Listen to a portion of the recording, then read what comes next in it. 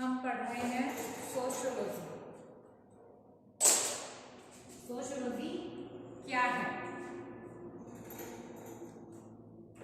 तो हम आज पढ़ने वाले हैं सोशियोलॉजी की जो फर्स्ट यूनिट है उसका की इंट्रोडक्शन की सोशियोलॉजी है वो क्या है, उसका परिचय क्या है, उसकी डेफिनेशन क्या है, उसकी स्कोप क्या है, उसकी ब्रांचेस कौन कौन सी हैं, उसका हमारी जो नर्सिंग है उसके अंदर उसका क्या इंपॉर्टेंस है। तो ये सब पढ़ रहे हैं हम हमारी सोशियोलॉजी के अंदर। तो ये उसकी फर्स्ट यूनिट है यानी उसका इंट्रोडक्शन यानी उसका परिचय क्या क्या है। तो सबसे पहले हम बात करते हैं इसका इंट्रोडक्शन की सोशियोलॉजी क्या है। सोशियोलॉजी है ये क्या है, हमारी एक समाज शास्त्र है यानी एक ऐसी ब्रांच है जिसके अंदर हम किसकी स्टडी करते हैं, हमारे समाज के बारे में स्टडी करते हैं कि हमारे समाज के अंदर जैसे कि जो लोग जो है उनका बिहेवियर कैसा है, लोगों का जो रिलेशनशिप है वो कैसे हैं, उनके आपसी संबंध कैसे हैं और जैसे क्या क्या जो चेंजेस हैं वो हमारी सोसाइटी में होते जा रहे हैं यानी पास्ट से लेके अभी प्रेजेंट में क्या क्या चेंजेस हुए हैं, ठीक है। और धीरे धीरे जैसे फ्यूचर में भी काफी चेंजेस हमें देखने के लिए मिल सकते हैं।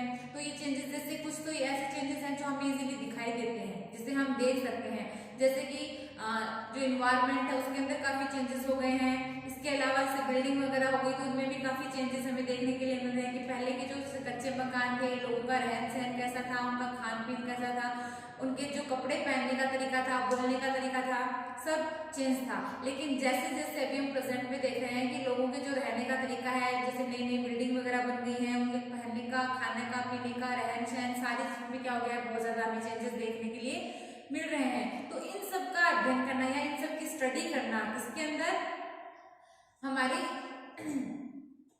तो इस ब्रांच को ये क्या कहा गया है, सोशियोलॉजी कहा गया है यानी जिसके अंदर हम समाज की स्टडी कर रहे हैं। तो सबसे पहले कि जैसे न्यूटन ने भी हमें एक सिद्धांत दिया था गुरुत्वाकर्षण का, तो वो भी क्या जैसे हमारे तरह एक नॉर्मल पर्सन ही था। तो उसने जैसे हम सब जानते हैं कि वो ऐसे ही बैठा था, तो बैठे बैठे उसके माइंड में हम कह सकते हैं कि जैसे पेड़ से जो सेब है वो जस्ट नीचे गिरा, तो उसने सोचा कि क्यों जैसे ये एप्पल जो है वो नीचे की तरफ ही क्यों गिरा, ये ऊपर क्यों नहीं गया। तो जो जो उसके माइंड में जो जैसे आने लगा तो उसने क्या किया, उसी के आधार पर जैसे जैसे धीरे धीरे खोज की, आविष्कार किया, उसने क्या किया था, न्यूटन का सिद्धांत दिया था। तो सेम वैसे ही क्या था, एक साइंटिस्ट था जिसका नाम था ऑगस्ट कॉम्टे, उसने भी क्या किया, सेम वैसे ही जैसे वो अपने समाज में रहता था तो उसने क्या क्या समाज में देखा कि कैसे लोगों के अंदर एक दूसरे के अंदर झगड़ा होता है, लोग कैसे एक दूसरे से संबंध रखते हैं, क्या कारण है कि उनकी जो आईपीआर है उनकी जो रिलेशनशिप है वो किसी के अच्छे हैं, किसी के अच्छे नहीं है, और उनमें जो झगड़ा हो रहा है वो सब है। तो इसके पीछे मेन रीजन क्या है, क्या कारण है, तो ये सब वो सोचने लगा और सोचते सोचते उसने क्या किया था, फिर इसकी स्टडी करने के बारे में उसने सोचा कि क्यों ना समाज के बारे में स्टडी की जाए। और फिर उसने क्या किया था, यह बुक जो है उसने लिखी थी जिसका नाम था सोशियोलॉजी, जिसके अंदर हम सिर्फ और सिर्फ समाज के बारे में स्टडी करते हैं कि क्या क्या है। ऑगस्ट कॉम्टे ने 1838 में सबसे पहले इसके बारे में हमें बताया था। सोसाइटिस का मतलब क्या होता है, सोसाइटी और लोगस का मतलब क्या होता है, स्टडी, यानी उसने सोशियोलॉजी को 2 वर्ड्स में कन्वर्ट किया था। एक तो लैटिन वर्ड सोसाइटिस और ग्रीक वर्ड था हमारा लोगस। तो जो सोसाइटिस का मतलब होता है स्टडी यानी कि समाज, सोसाइटी, और लोगस का मतलब होता है स्टडी यानी कि अध्ययन यानी समाज का अध्ययन करना। फिर हम बात करते हैं इसकी डेफिनेशन की कि इसकी परिभाषा क्या दी थी। तो वैसे तो इसकी काफी सारी परिभाषाएं दी गई थी क्योंकि अलग अलग साइंटिस्ट थे तो सबने अपने अपने अकॉर्डिंग क्या क्या किया था, अलग अलग डेफिनेशन दी थी। तो सबसे पहले जो डेफिनेशन दी थी वो कोवलेस्की यानी कोवलेस्की ने डेफिनेशन दी थी कि समाज शास्त्र सामाजिक संगठन एवं सामाजिक परिवर्तन का विज्ञान है। इसने क्या कहा है कि हम समाज शास्त्र या सोशियोलॉजी के अंदर किसकी स्टडी करते हैं, जो हमारे सामाजिक संगठन है और जो सामाजिक परिवर्तन जो हमारे समाज में हम देख रहे हैं उनका हम इसके अंदर क्या करते हैं, स्टडी करते हैं। इसके अलावा गिलिन एवं गिलिन के अनुसार इस समाज शास्त्र को जीवित प्राणियों एवं दूसरों के संपर्क में आने वाले प्राणियों के उत्पन्न होने वाली क्रियाओं का अध्ययन करना, यानी कि कैसे जो एक प्राणी है वो दूसरे प्राणी के कांटेक्ट में आता है तो क्या क्या परिवर्तन हमें देखने के लिए मिलता है, तो उस सब की स्टडी करना।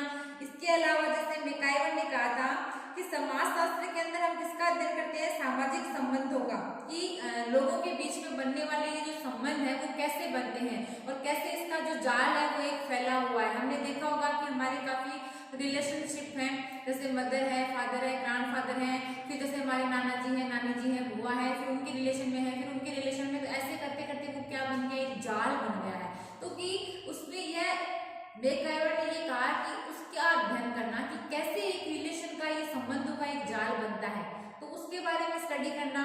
इसके अलावा जैसे कि किम्बाल ने कहा था कि समाजशास्त्र के अंदर हम उसकी स्टडी करते हैं कि कैसे जो मनुष्यों का व्यवहार है, उनका जो बिहेवियर है वो अलग अलग है। यानी कुछ लोग क्या करते हैं, सडनली कुछ समय पहले हैप्पी होते हैं, थोड़ी देर बाद उनको गुस्सा आता है, ठीक है। कुछ लोग जो है वो एकांत में रहना पसंद करते हैं, यानी एंटी सोशल पर्सन होते हैं। कुछ पर्सन जो है वो सोशली होते हैं, यानी समाज में रहना पसंद करते हैं। तो उसने कहा कि इंडिविजुअल जो है उनका जो बिहेवियर है वो कैसे चेंज होता रहता है, कैसे सबका बिहेवियर जो अलग अलग होता है, उस सबकी स्टडी करना है इसके अंदर, हमारी सोशियोलॉजी के अंदर। तो ये जैसे सब साइंटिस्ट ने अपने अपने अलग अलग मत दिए थे, अलग अलग अपनी डेफिनेशंस दी थी। तो हमें एग्जाम में बस अपनी एक या दो डेफिनेशन अच्छे से क्लियर करनी है, ताकि जिसका हम अच्छे से एक्सप्लेनेशन कर सकें। फिर हम बात करते हैं कि ओरिजिन ऑफ सोशियोलॉजी, कि समाज की उत्पत्ति कैसे हुई थी। तो समाजशास्त्र की उत्पत्ति के बारे में हम बात करते हैं कि जैसा कि हमें पता है कि जो हमारा समाज है या जो हमारी सोसाइटी है वो अभी तो बनी नहीं है, वो क्या है, पहले से ही चली आ रही है। यानी काफी वर्षों से तुम कह सकते हो कि हमारा जो समाज है वो ऐसे ही चला आ रहा है, ठीक है। लेकिन सबसे पहले क्या होता था कि जो लोग थे वो क्या करते थे, सिर्फ नेचर के बारे में स्टडी करते थे कि नेचर क्या है, उसमें जैसे पेड़ पौधे हैं, एनिमल्स वगैरह हैं, ये जो समुद्र वगैरह हैं, इन सब के बारे में क्या था, वो स्टडी करता था। लेकिन फिर धीरे धीरे क्या उसने समाज के बारे में स्टडी करना स्टार्ट कर दिया। तो उसके बाद में क्या हुआ, जैसे अनेक लोगों ने इसके बारे में स्टडी की और हमें बताया।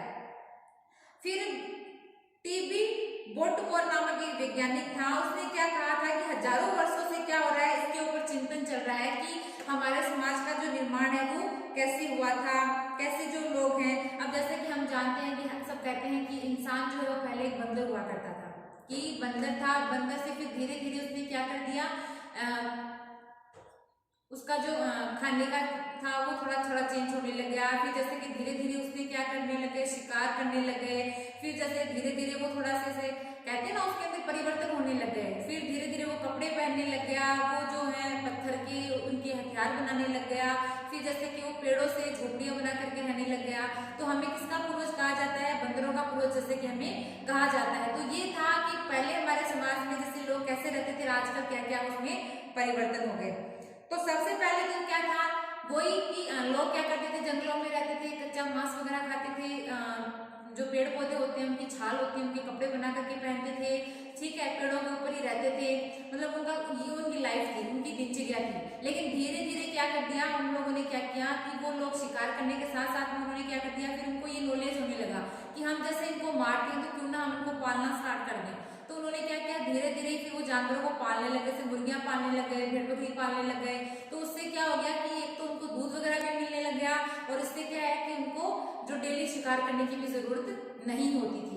फिर वो लोग क्या करते थे, जैसे गाय वगैरह रखते थे, तो जैसे उनके लिए चारा वगैरह था, तो वो करते थे क्या कि एक जगह से जैसे चारा वगैरह खत्म हो गया तो वो क्या करते थे, दूसरी जगह चले जाते थे। फिर उन्होंने धीरे धीरे माइंड में ये सोचा कि क्यों ना हम लोग खेती करना स्टार्ट कर दें, ताकि हमें जगह जगह जाना नहीं पड़ेगा।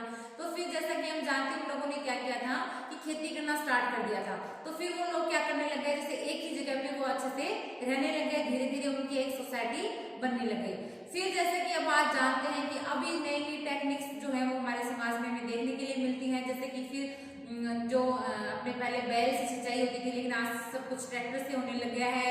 जो बीज वगैरह बोते थे वो भी ट्रैक्टर से होता है, जो कटाई वगैरह होती है वो भी सारे ट्रैक्टर से होते हैं, यानी सारा काम मशीनें करती हैं। तो ये क्या है, नई नई टेक्निक्स हैं जो हमारे समाज में हमें देखने के लिए मिल रही है, जिसके कारण क्या हो गया, लोगों की जो लाइफ स्टाइल है वो बहुत ज्यादा चेंज हो गई है। लोगों के जो पहनने का तरीका है वो भी बहुत ज्यादा चेंजेस हो गया। उनके खाने का तरीका देखो, पहले तो सिर्फ जैसे सिंपल दाल रोटी वगैरह थे, लेकिन आजकल इडली है, पिज्जा है, डोसा है, बर्गर है, चाउमीन वगैरह है। तो सारा का सारा क्या, इटालियन खाना है, कुछ चाइनीज खाना हो गया। तो ये सारा क्या लेने लगे हम हमारे डेली लाइफ में यूज करने लगे। तो इससे क्या है, इससे बोलने का तरीका है, लोगों के जो बोलने का तरीका है, लोगों का जो बिहेव है, यानी उनका जो स्टैंडर्ड है, उन सब में क्या है, चेंजेस होने लग गए हैं। तो ये क्या है कि कैसे हमारे समाज में जो है वो धीरे धीरे चेंजेस आ रहे हैं, कैसे उसकी उत्पत्ति हो रही है। तो ये था हमारा ओरिजिन ऑफ सोशियोलॉजी। अब हम बात करते हैं नेचर ऑफ सोशियोलॉजी। सोशियोलॉजी यानी समाजशास्त्र की प्रकृति, यानी कि हमारी जो सोशियोलॉजी है उसका नेचर कैसा है। इस चीज को हमने दो भागों में डिवाइड किया है। फर्स्ट वन ये है कि कुछ साइंटिस्ट ऐसे थे जिनका एक ग्रुप था, तो उन्होंने तो ये बात कही थी कि सोशियोलॉजी वो है क्या, एक साइंस है। बट उनके जस्ट अगेंस्ट कुछ साइंटिस्ट ऐसे थे जिन्होंने ये कहा कि सोशियोलॉजी जो है वो एक साइंस नहीं है, यानी कि विज्ञान नहीं है। तो उन्होंने क्या किया था, इस पे दोनों ने अलग अलग अपने मत दिए थे। तो जो पहला है अपना जैसे कि विज्ञान है, कुछ साइंटिस्ट ने क्या कहा है कि सोशियोलॉजी क्या है, एक विज्ञान है, तो उसके ऊपर उनके मत थे। तो उन्होंने कुछ अपने मत रखे थे। तो उनके मत कौन कौन से थे, जैसे कि उन्होंने ये कहा,